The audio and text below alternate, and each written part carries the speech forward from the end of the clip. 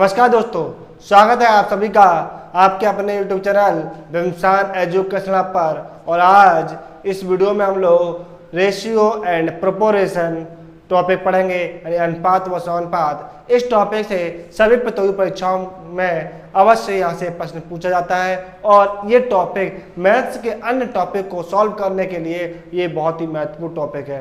तो इस टॉपिक को हम लोग बड़े ध्यान से पढ़ेंगे और ये टॉपिक जो है जितने भी मैथ्स के टॉपिक आते हैं उनकी दृष्टि से देखा जाए तो बहुत ही इम्पोर्टेंट टॉपिक हो जाता है। तो आइए जान लेते हैं इस टॉपिक के बारे में। नमस्कार दोस्तों, स्वागत है आप सभी का आपके अपने YouTube चैनल विमसान एजुकेशनल पर। और आज इस वीडियो में हम लोग रेशियो एंड प्रोपोर्शन यानी अनुपात व समानुपात पढ़ेंगे। यह टॉपिक सभी प्रतियोगी परीक्षाओं में यहाँ से अवश्य प्रश्न पूछा जाता है और ये टॉपिक जो है मैथ्स के अन्य टॉपिक को जल्द से जल्द सॉल्व करने के लिए ये टॉपिक बहुत ही महत्वपूर्ण टॉपिक है। तो आइए हम जान लेते हैं इसके बारे में, संपूर्ण जानकारी पढ़ेंगे और इसके साथ साथ इसको बड़े ध्यान से ही पढ़ेंगे। ठीक है, तो इसके बाद मैं नरेंद्र कुमार, आइए जान लेते हैं इसके बारे में। रेशियो क्या होता है? अनुपात। अनुपात क्या होता है भाई? दो समान राशियों या संख्याओं के बीच जो तुलनात्मक संबंध बनता है उसको हम क्या बोलते हैं? अनुपात बोल देते हैं। यानी क्या लगा, दो समान राशियों, हमने कहा ए अनुपात बी, तो ये चिन्ह जो है किसका भाई? अनुपात का चिन्ह है। अब इसने बोल रखा है दो समान राशियों या संख्याओं, या बोलता है या इनकी जो इकाइयां होती हैं वो समान होनी चाहिए। कैसे होनी चाहिए? समान। अगर मैंने कहा भाई मुझे तुलना करनी भाई 100 रुपये और 200 रुपये के बीच, क्या करनी भाई? तुलना करनी है 100 रुपये 200 रुपये के बीच, तो ये क्या है? ये भी रुपया है, ये भी रुपया है, यानी कैसी है? समान राशियां हैं। कैसी राशियां हैं? समान राशियां हैं। तो इनके बीच जो तुलनात्मक जो संबंध होगा वही क्या कहलाएगा? अनुपात कहलाएगा। ठीक है, अगर मैं अनुपात निकालना चाहूँ तो देखूंगा कि यहाँ से ये 0 से 0 कैंसिल हो जाएगा। इसके बारे में बताएंगे 0 कैसे कैंसिल होगा। इसको बोल सकते हैं 1/2। क्या बोल सकते हैं? 1/2। तो इसका कहने मतलब क्या है? जो तुलनात्मक संबंध होगा वो क्या होगा? रुपये के बीच में होगा। या मैं कहना चाहूँ कि किलोग्राम का संबंध किलोग्राम से होगा, या ग्राम का संबंध ग्राम से होगा, या मैं कह सकता हूँ घंटे का संबंध घंटे के साथ होगा, या मैं कह सकता हूँ सेकंड का संबंध किस सेकंड से होगा। यानी जब भी ये अनुपात में निकालना चाहते हैं या तुम्हें तुलना करना चाहते हैं तो उनमें क्या होना चाहिए? उनकी इकाइयाँ कैसे होनी चाहिए? समान होना अति आवश्यक है। क्लियर? तुम कह सकते हैं कभी ऐसा नहीं होगा कि भाई 100 रुपये का संबंध हमने कह दिया 10 किलोग्राम से निकालिए, तो इनके बीच में कोई संबंध नहीं बन सकता है। ठीक है, इनके बीच में कोई अनुपात वाला चिन्ह नहीं आ सकता है। तो इसी को हम क्या बोलते हैं? अनुपात बोलते हैं। क्या बोलते हैं? अनुपात। यानी दो समान राशियों के बीच जो भी तुलनात्मक संबंध होगा उसे हम क्या बोलेंगे? अनुपात बोलेंगे। ठीक है, तो जान लेते हैं इसके बारे में। अब देखते हैं भाई कि जो अनुपात है वो अनुपात एक भिन्न को प्रदर्शित करता है। क्या करता है? भिन्न को प्रदर्शित। अगर लिखा ए अनुपात भी लिखा हुआ है तो इसको हम कर सकते हैं A/B भी लिख सकते हैं। ठीक है, या मैं कहता हूँ 5:6 वैल्यू है तो इसको हम कर सकते हैं 5/6 भी कह सकते हैं। क्लियर? ये इसको हम क्या, इस सब अनुपात को हम क्या भिन्न के रूप में भी प्रदर्शित कर सकते हैं। क्लियर? अब देखते भाई अनुपात में भी कई प्रकार के अनुपात बन जाते हैं। जैसे अब देख लेते हैं, जैसे मैंने क्या रखा है, एक तो ये अनुपात हो गया।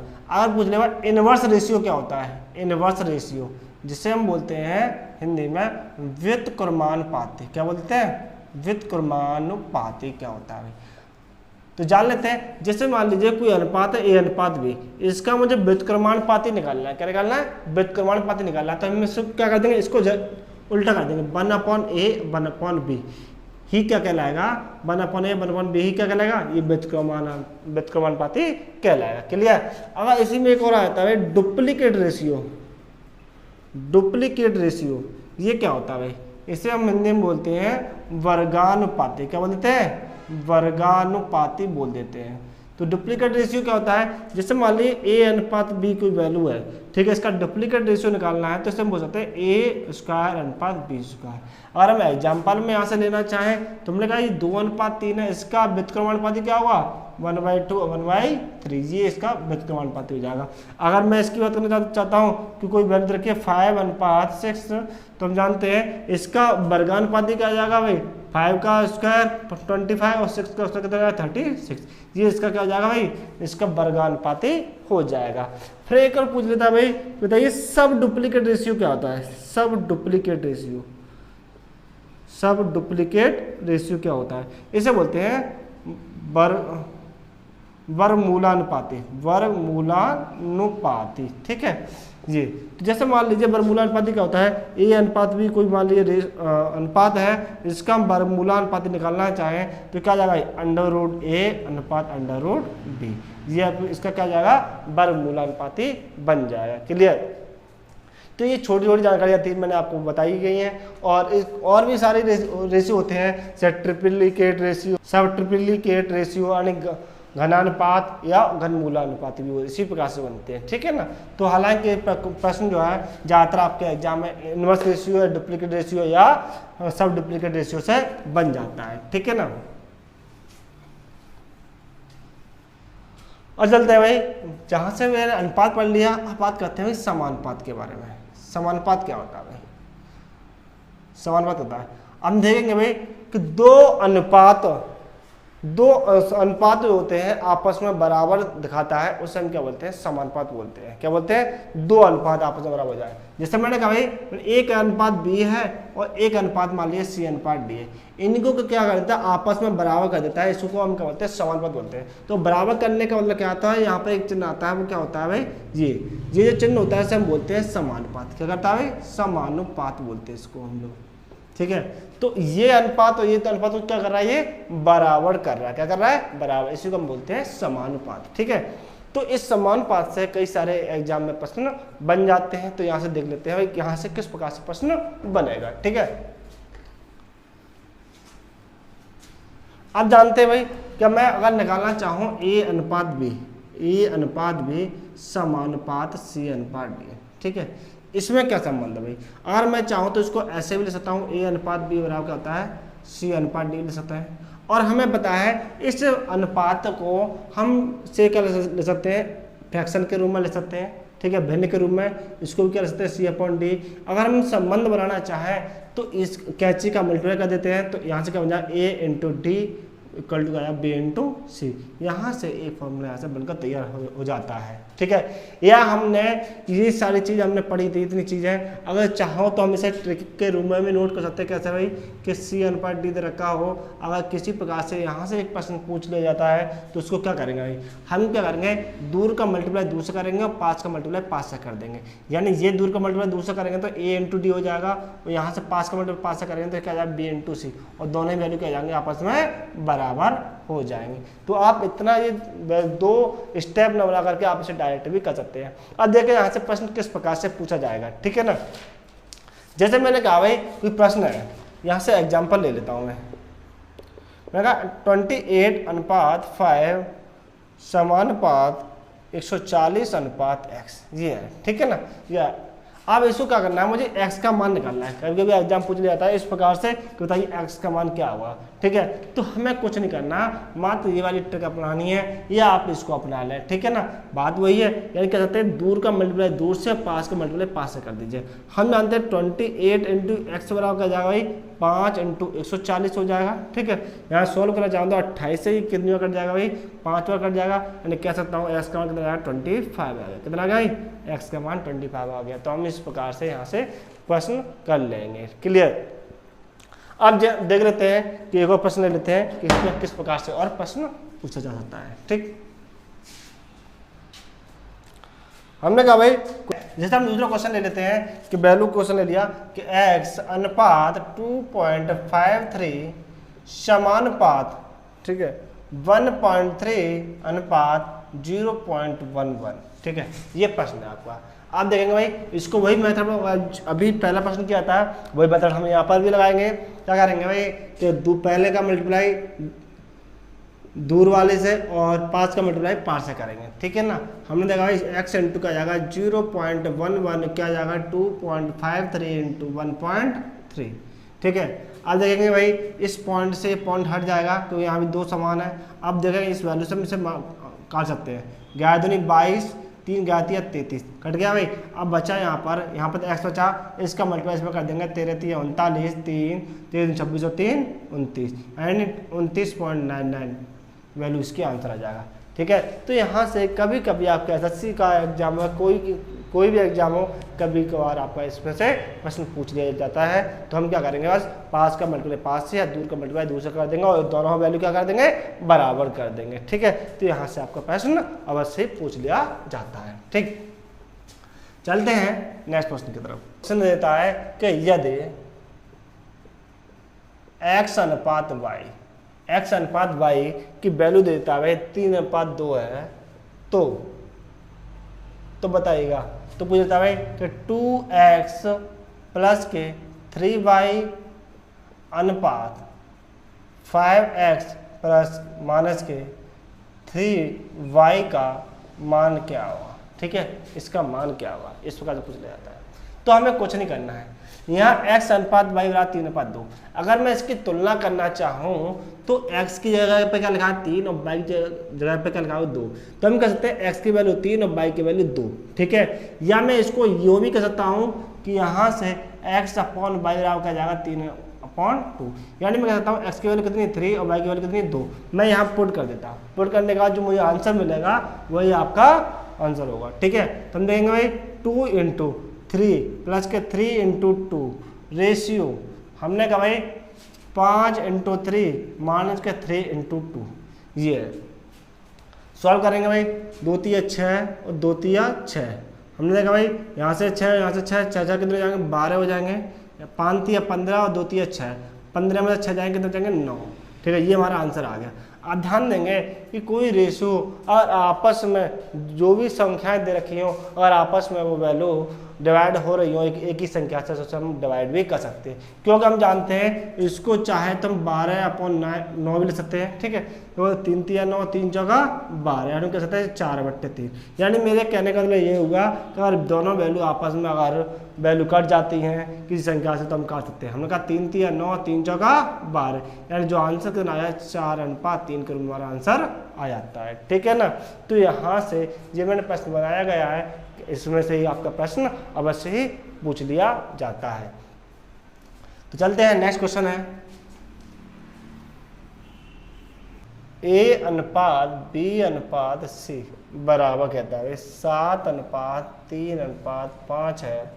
तो कहता है 2a प्लस के 3b प्लस के 4c अपॉन 2tc का मान ज्ञात कीजिए। ठीक है, ये है। तो हम जानते हैं इस प्रश्न में भी देखेंगे कि यहाँ से a की वैल्यू कितनी आ रही है 7, b की वैल्यू कितनी है 3 और c की वैल्यू कितनी है 5।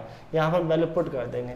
वैल्यू पुट करेंगे तो जानते हैं 2 × 7 प्लस के 3 × 3 और प्लस के 4 × c की वैल्यू कितनी है 5 अपॉन 2 × 5। इसको सॉल्व करेंगे कितना जाएगा भाई 14 और 9 23, 23 और 20 43 अपॉन 10। तो हम कह सकते हैं इसका आंसर कितना आ गया भाई 43/10 आपका आंसर आ गया, क्योंकि इससे ज़्यादा हम लोग इसे सॉल्व नहीं कर सकते हैं। क्लियर। नेक्स्ट प्रश्न, ठीक है, जो आपके एग्जाम में किस प्रकार से और पूछे जाते हैं। ठीक है ना। चलिए दोस्तों, वीडियो पसंद आए तो इसे लाइक शेयर कमेंट करना ना भूलें और चैनल को सब्सक्राइब जरूर करें, जिससे आगे आने वाली वीडियो का आपको नोटिफिकेशन मिलता रहेगा। क्लियर।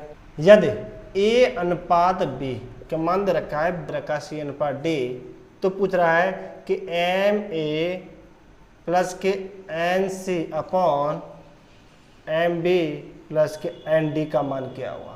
ठीक है, ये बताएं। यानी यदि a अनुपात b का मान दे रखा है तो बताइए ma प्लस के nc की अपॉन mb प्लस nd की वैल्यू क्या आएगी। ठीक है ना। तो बस देखना है, फिर कुछ नहीं करना है। अभी देखेंगे भाई a की वैल्यू यहाँ मुझे क्या मिल रही है c और b की वैल्यू मुझे क्या मिल रही है d। यहाँ पे वैल्यू पुट कर दीजिएगा। ठीक है, हमने देखा m, a की वैल्यू क्या है c लगा दीजिएगा, n c। आप c की वैल्यू कुछ ना लगाएं, ऐसे ही छोड़ दें। ठीक है ना। b की वैल्यू हम क्या लगा देंगे c, तो b की वैल्यू क्या जाएगी c और प्लस के क्या जाएगा यहाँ से b की वैल्यू सॉरी d है, डी लगा दिया हमने और प्लस के एंड डी लिखा हुआ है, ठीक है। अब आप देख रहे हैं ये मैंने वैल्यू से पुट कर दी और वैल्यू पुट करने के बाद मुझे क्या मिल रहा है, यहाँ से दोनों सी कॉमन मिल रहा है, यहाँ से क्या मिल रहा है डी कॉमन मिल रहा है। तो देखा मैंने सी कॉमन ले लूँगा तो यहाँ से क्या मिल जाएगा एम प्लस के एन हो जाएगा, और जब केस में डी कॉमन ले लूँगा तो मुझे क्या मिल जाएगा भाई एम प्लस के एन मिल जाएगा। अगर मैं दोनों वैल्यू कैसी है समान वो कट जाएंगी तो मुझे क्या मिलेगा सी अपॉन डी। तो मेरा फाइनल आंसर क्या मिलेगा भाई सी अपॉन डी, आपका आंसर आ गया। क्लियर। तो ये प्रश्न है कि जो आपके एग्जाम में कभी कभार पूछ लिए जाते हैं, ठीक है ना, सेम टू सेम इसी कंडीशन के अनुसार। चलिए नेक्स्ट क्वेश्चन ले लेते हैं हम।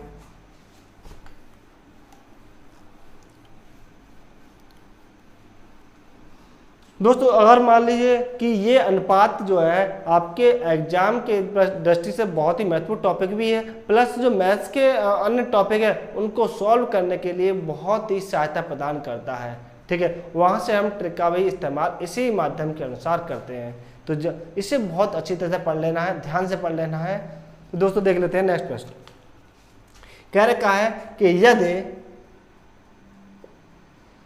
2a माइनस के 5b अपॉन 3a प्लस के 6b बराबर 4/7, तो पूछा गया है बताइए कि a अनुपात b का मान क्या हुआ, a अनुपात b का मान क्या हुआ, ठीक है। ऑप्शन भी आपके दे रखे हैं, जैसे मान लीजिए 21 अनुपात 36, 2 अनुपात 59, 59 अनुपात 2 और 36 अनुपात 21, ये आपके ऑप्शन दे रखे हैं। इन ऑप्शन से पूछ रहा है बताइए कि कौन सा आंसर हो सकता है। चलिए हम जानते हैं कि मुझे a अनुपात b का मान निकालना है, तो मैं क्या करूँगा इस वैल्यू में आप इसमें कैसे का मल्टीप्लाई कर देंगे, ये रेशियो जो ये रेशियो है ना इसका आपस में कर देंगे मल्टीप्लाई, ठीक है। हम मल्टीप्लाई कर देंगे तो 7 का मल्टीप्लाई इसमें करेंगे तो 7 दूनी 14a हो जाएंगे, 7 पंजे 35 भी हो जाएंगे, टोटल पूरे कोष्टक को हमने मल्टीप्लाई कर दिया।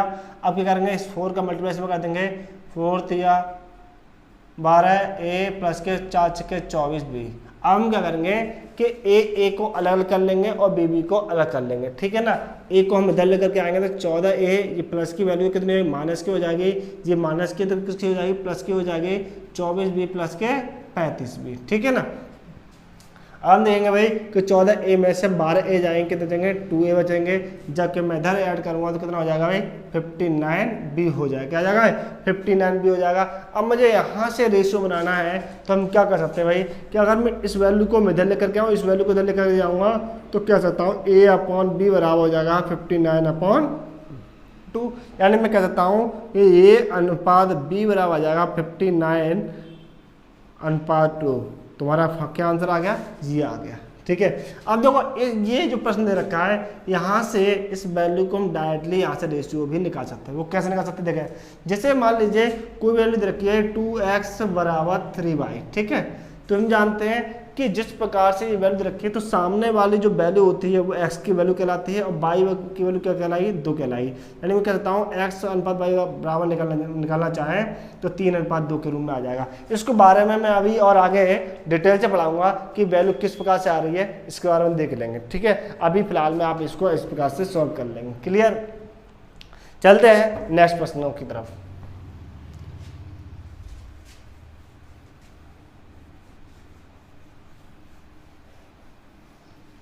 देखिए भाई जैसे कभी कभार आपके एग्जाम में इस प्रकार से प्रश्न पूछ लिया जाता है 25 की पावर 2.5 अनुपात 5 की पावर 3 का सरल अनुपात ज्ञात कीजिए। क्या पूछ रहा है, सरल अनुपात। सरल अनुपात का मतलब क्या है कि हम इसको सॉल्व करने पर मुझे एक सिंपल सा अनुपात क्या मिलेगा। जैसे ऑप्शन दे रखे हैं, ये ऑप्शन पूछ रहा है कि 5/3, ठीक है, 5/6, 1/25 या 25/1, ये कह रखा है। जब मैं इसको सॉल्व करने पर मुझे इनमें से कौन सा आंसर प्राप्त होगा, ठीक है ना, तो इसको देखेंगे, बड़े आसानी सॉल्व करेंगे। हम जानते हैं सबसे पहले आपने घातांक कड़ी पढ़ी हुई, इस घातांक कड़ी के अनुसार ही हम पढ़ेंगे, ठीक है। तो जैसे हमने क्या रखा है 25 की पावर 2.5 देखा, हम दोनों की तुलना करना चाहते हैं, ये 25 की पावर है 5 की पावर, तो हम क्या करें इसको भी 5 की पावर बनाना है, ठीक है। तो जानते हैं 5 की पावर बनाएंगे तो ये आ जाएगा 5 की पावर 2 हो जाएंगे, ठीक है। और इसकी भी पावर क्या है भाई 2.5 है, और 2.5 है तो हम देखेंगे अनुपात 5 की पावर 3। जब घात पे घात होती है तो क्या कर देते हैं, मल्टीप्लाई कर लेते हैं। मल्टीप्लाई करेंगे तो इसका आपस में मल्टीप्लाई करेंगे कितना आ जाएगा, 25 दूनी 50, यानी 5 की पावर 5 हो जाएगा और 5 की पावर 3 हो जाएंगे। ठीक है, अब देखेंगे भाई ये आपस में क्या हो सकती है, वैल्यू कट जाएंगी, क्योंकि हम जानते हैं 5 की पावर 3 इंटू 5 की पावर 2 उसको लिख सकते हैं हम लोग। भाई 5 की पावर को मैंने क्या कर दिया भाई, तोड़ लिया, और जानते हैं जब अनुपात में वैल्यू हो तो ये आपस में वैल्यू क्या आ जाएगी, कट जाएगी, तो यहाँ 1 रह जाएगा, यहाँ कितना रहेगा 5 की पावर 2 रह जाएंगे, और जब 5 की पावर 2 कितना होता है 25, और यहाँ पर कितना 1, तो हमारा फाइनल आंसर क्या बनेगा भाई 25:1। तो इसको हम सरल अनुपात बनाएंगे तो 25:1 हमारे आंसर के रूप में प्राप्त हो जाएगा। क्लियर, तो चलते हैं नेक्स्ट प्रश्नों की तरफ। चलिए जान लेते हैं इसमें और किस प्रकार से प्रश्न पूछे जा सकते हैं अभी। और जैसे मैंने अभी आप लोगों को समानुपात के बारे में पढ़ाया था, क्या पढ़ाया था, समानुपात के बारे में पढ़ाया था कि समानुपात में किस प्रकार से प्रश्न और पूछे जाएंगे। ठीक है, तो हम वहीं चलते हैं। जैसे कभी कभी प्रश्न है पूछ लिया जाता है कि बताइएगा कि 12, 15 और 16 का प्रथमानुपाती क्या होगा, प्रथमानुपाती क्या होगा। तो हमें कुछ नहीं करना है, जैसे मान लीजिए या कभी कभी प्रश्न प्रथमानुपाती के बारे में पूछ लिया जाता है, या फिर द्वितीय अनुपाती के बारे में पूछ लिया जाता है, या तृतीय अनुपाती के बारे में पूछा जाता है, या चतुर्थानुपाती, क्योंकि हम जानते हैं 4 अनुपात होते हैं। जैसे हम समानुपात की बात करना जाता है A अनुपात B समानुपात C अनुपात D होता है, क्या होता है, ये तो होता है हमारा उस रूप में, यानी अनुपात की तुलना अनुपात से कर रहे हैं तो वो क्या कहलाता है, समानुपात कहलाता है। तो इस प्रकार से यहाँ पे क्या मानते हैं, इसको हम प्रथमा मानते हैं अनुपाती के रूप में, इसको हम क्या मानते हैं, द्वितीय मानते हैं, इसको क्या मानते हैं, तृतीय मानते हैं, और इसको क्या मानते हैं, चतुर्था।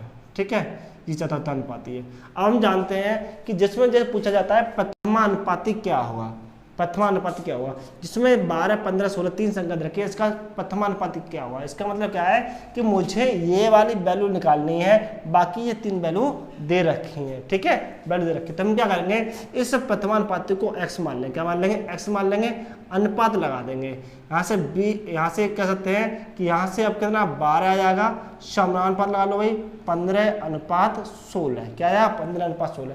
यहाँ से जो मैं x की वैल्यू आएगी वो आपका क्या होगा, प्रथमानुपाती निकल आएगा। क्लियर, तो यहाँ से वही हमने सबसे पहले तरीका अपनाया था, इसका मल्टीप्लाई इसमें और इसका मल्टीप्लाई इसमें कर देंगे। तो जानते हैं x × 16 बराबर क्या आएगा, 12 × 15। क्लियर, तो हम देखेंगे इसको सॉल्व करेंगे, सॉल्व करने के दौरान मुझे क्या मिलने वाला है, 4 × 16 4 × 12। अब वैल्यू नहीं कटी तो हम क्या करें, 15 × 45/4, तो ये क्या हमारा प्रथमानुपाती आ गया। ठीक है, इसी प्रकार से अगर पूछ लेता भाई कि बताइएगा कि 5, 8, 10 का चतुर्था अनुपाती क्या होगा, चतुर्था अनुपाती क्या होगा। ठीक है, तो बस आपको कुछ नहीं करना है, वही सेम टू सेम। चतुर्था पूछा है तो इसको x मान लो, द्वितीय पूछा है तो आप दूसरे अनुपात को x मान लीजिए, तृतीय पूछा तो तीसरे अनुपात को आप x मान लेंगे। यहाँ पूछा है 5, 8, 16 का चतुर्था अनुपाती क्या होगा। ठीक है, चतुर्था अनुपाती क्या होगा, तो आप क्या करेंगे भाई, सीधी सीधी बात है, हम 5:8 समानुपात 10 चतुर्था अनुपात पूछा है तो x, देखो चौथा अनुपात x मान लिया, यहाँ से जो x का मान होगा वो क्या कहलाएगा, चतुर्था अनुपाती कहलाएगा। ठीक है, तो यहाँ से इसका मल्टीप्लाई इसमें और इसका मल्टीप्लाई इसमें, तो 5 × x बराबर आ जाएगा 8 × 10, यानी 5 दूनी 10, x बराबर कितना आ गया भाई 16। तो ये हमारा क्या आ गया, चतुर्था अनुपाती आ गया। ठीक है, अब यहाँ से प्रश्न जो बनता है, अगर पूछ ले भाई कि ये तो हो गया प्रथमानुपात, द्वितीय, तृतीय, चतुर्था, अगर पूछ ले मध्यानुपाती क्या होगा, क्या पूछ ले भाई, मध्यानुपाती क्या होगा। तो मध्यानुपाती के लिए जानते हैं कि इस चारों अनुपात में मध्य क्या कहलाएगा, मध्य तो ये दोनों ही कहलाएंगे, क्या कहलाएंगे भाई, ये दोनों आपके मध्य कहलाएंगे, क्या कहलाएंगे, मध्य। पूछ लिया जाता है मध्यानुपाती क्या होगा। चलिए इसकी बात कर लें। हमने कहा भाई 8 और 18 का मध्यानुपाती क्या होगा, मध्यानुपाती। ठीक है, तो हम जानते हैं यहाँ से 8, 18 का मध्यानुपाती क्या होगा। तो अब मान लीजिए मध्यानुपाती के लिए ये क्या होगा, पहला अनुपात होगा। ठीक है, ये क्या 18, मध्य के लिए हम जानते हैं दोनों तरफ क्या मान लेंगे भाई, x मानना पड़ेगा। ये तो दोनों मध्य है। अब पता तो है नहीं है कि भाई इसमें तो और तो कोई मध्य एक संख्या तो है नहीं है। अब 5 होती तो मध्य निकल जाता, लेकिन मध्य के लिए हमारे ये दोनों वैल्यू क्या लाएंगे, तो मैंने इसको क्या मान लिया, x मान लिया। ये दोनों मध्य है, ठीक है। तो मुझे यहाँ से जो x की वैल्यू आई वह क्या कहलाएगी, आपकी मध्यानुपाती कराएगी। तो इसको सॉल्व करेंगे, यहाँ इसका मल्टीप्लाई इसमें और इसका मल्टीप्लाई इसमें। x इंटू एक्स कितना जाएगा, x² हो जाएगा। 18 इंटू 8 कितना जाएगा, 18 144। ये वर्ग है, इधर जाएगा किसमें, वर्गमूल के रूप में हो जाएगा, यानी √144। x तो आ गया 12, कितना आ गया 12। तो यही क्या कहलाएगा, आपका मध्यानुपाती का आंसर होगा, ठीक है ना। कभी पूछा जाए तो मध्यानुपाती हम इस प्रकार से निकाल लेंगे। या एक और क्वेश्चन ले लेते हैं, चलिए यहां से हमने कहा भाई कि मुझे 125 और 12.5 और 0.5 का मध्यानुपाती याद कीजिए। क्या पूछा भाई, मध्यानुपाती क्या हुआ। तो बस सिंपल सी बात है, 12.5, ठीक है, अनुपात x समानुपात x और 0.5, यहाँ सब निकालेंगे। तो हम कह सकते हैं इसका मल्टीप्लाई इसमें x² बराबर क्या जाएगा भाई, 12.5 इंटू 0.5। इनका मैं मल्टीप्लाई करना चाहूँगा तो कितना आ जाएगा, 125 425 और 6.25 और x बराबर आ जाएगा √ 6.25, ठीक है। 6.25 आ जाएगा। इसको हम सॉल्व करेंगे तो कितना आएगा 2.5। तो हमारा मध्यानुपाती कितना आएगा, 2.5 आ गया। अब देखो बार बार इस कंडीशन को हम यहाँ पर ऐसे प्रयोग कर रहे हैं तो हम डायरेक्टली इसका मध्यानुपाती भी निकाल सकते हैं। डायरेक्टली मध्यानुपाती क्या निकाल सकते हैं हम लोग, इनका मल्टीप्लाई इसका मल्टीप्लाई का वर्गमूल ही क्या कहलाएगा, मध्यानुपाती कहलाएगा। डायरेक्टली मैं कहना चाहूँ कैसे कह सकता हूँ भाई पूछा है इसका, मान लीजिए मैं ये क्वेश्चन लेता हूँ, इसका मध्यानुपाती निकालना है तो आप क्या करोगे, √ में इन दोनों का मल्टीप्लाई 8 इंटू 18, इसकी जो वैल्यू आएगी वो क्या कहलाएगी, मध्यानुपात कहलाएगी।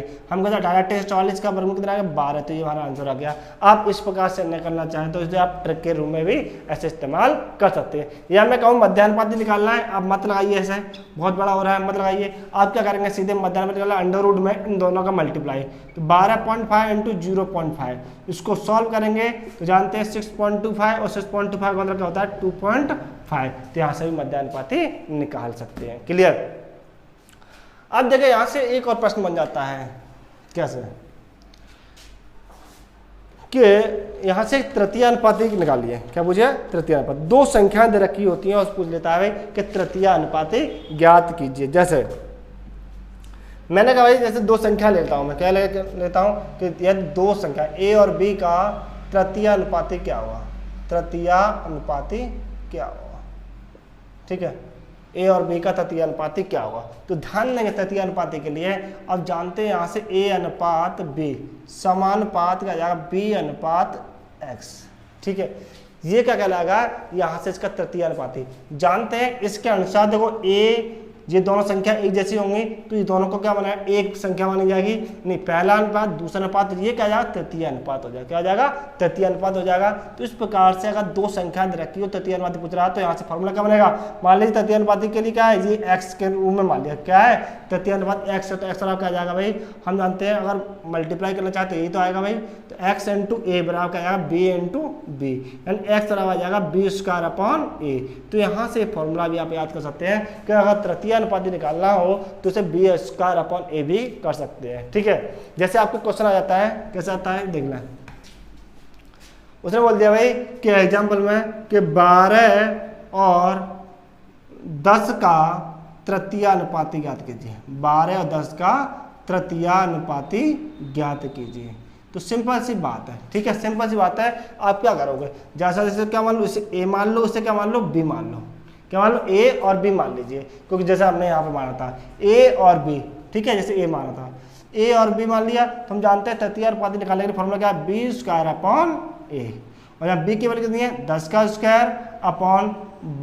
तो हम कह सकते हैं 100/12। सॉल्व करना चाहते हैं सॉल्व कर लेंगे भाई, यहाँ से 12 × 96 या डायरेक्ट निकालना चाहो तो उससे काट लीजिए भाई, 4 3 12, 4 से 25 कट जाएगा और 3 से काटना 3 8 24.33 के रूम में क्या आ जाएगा, आपका आंसर आ जाएगा। यानी 8.33 के रूम में आपका क्या होगा, तृतीय अनुपाती कहलाएगा। ठीक है, यहाँ पर अपने रूल के अनुसार कर लीजिए भाई कि क्या मान लें भाई, तृतीय अनुपाती पूछा है तो इसको क्या मान लेंगे, 2 बार, इस संख्या को हम क्या मान लेंगे, 2 बार मान लेंगे। ठीक है ना, के लिए या तो फॉर्मूला लगा दें या इस प्रकार से भी निकाल सकते हैं प्रश्न को। तो ये प्रश्न जो है आपके एग्जाम में बन जाते हैं। कभी कभार ऐसा प्रश्न आ जाता है कि हम लोग किसी भूल चूक में या दिमाग में कन्फ्यूजन होने के कारण ये प्रश्न छूट जाते हैं, लेकिन यहाँ से ये प्रश्न अब यहाँ से नहीं छूटेगा और ना ही छूटना चाहिए। ठीक है ना, तो ये प्रश्न आपके लिए बहुत ही महत्वपूर्ण है। नेक्स्ट वीडियो में आप लोग हाई लेवल और प्लस एग्जाम में किस प्रकार से प्रश्न पूछे जाते हैं वो आपको नेक्स्ट वीडियो में मिल जाएंगे। और दोस्तों, वीडियो पसंद आए तो इसे लाइक शेयर कमेंट करना ना भूलें, और नेक्स्ट वीडियो का नोटिफिकेशन प्राप्त करने के लिए आप चैनल को सब्सक्राइब करें, तो बेल आइकन को अवश्य दबाएं, इससे आगे आने वाली वीडियो का नोटिफिकेशन मिलता रहेगा। और जो स्टूडेंट बिल्कुल नए जुड़े हुए हैं वो भी चैनल को सब्सक्राइब कर लें और बेल आइकन को अवश्य दबाएँ। धन्यवाद।